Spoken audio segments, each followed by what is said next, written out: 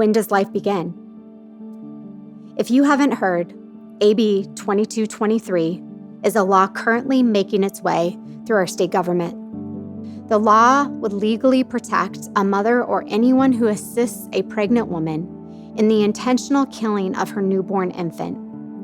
Spelled out in its language, it would ultimately decriminalize the death of an infant up to 28 days after birth and block any investigation into the cause or intent of infant fatality.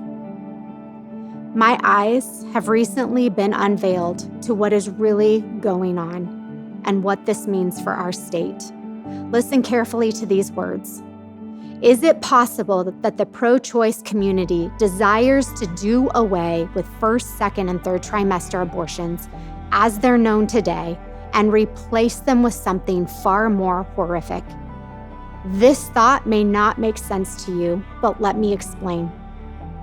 If infanticide is made legal, a woman can be induced at any stage of her pregnancy.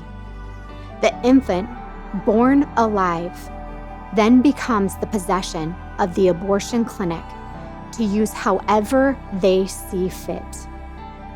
It is important to note that infants born alive at any stage of pregnancy are considered fresh and are ideal for the use of harvesting body parts for science research. 42 USC 289G-1 states that human fetal tissue may be used only if a woman provides written consent declaring that she donates the fetal tissue for the use in research, which is what will happen in abortion clinics. Can you imagine how our culture will now spin this?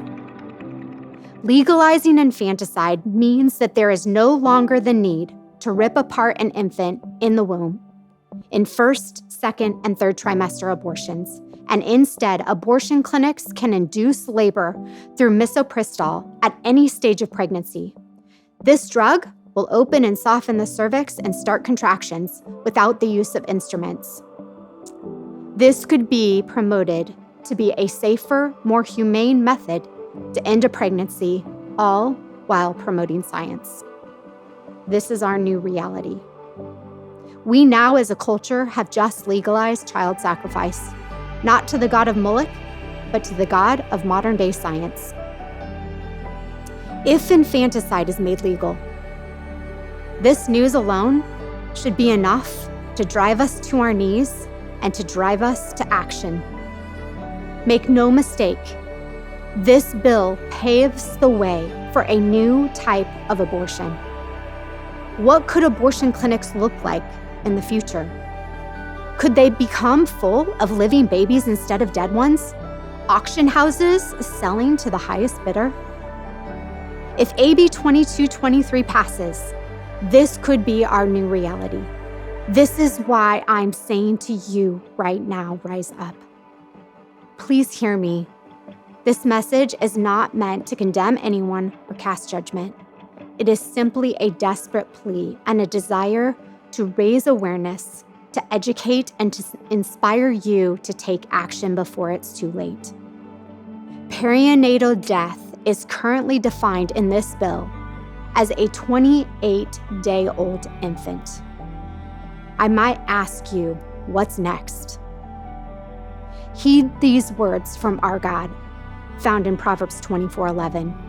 We are called to rescue those who are unjustly sentenced to die, to hold back those who are stumbling to the slaughter. And he says, don't excuse yourself by saying, look, we didn't know.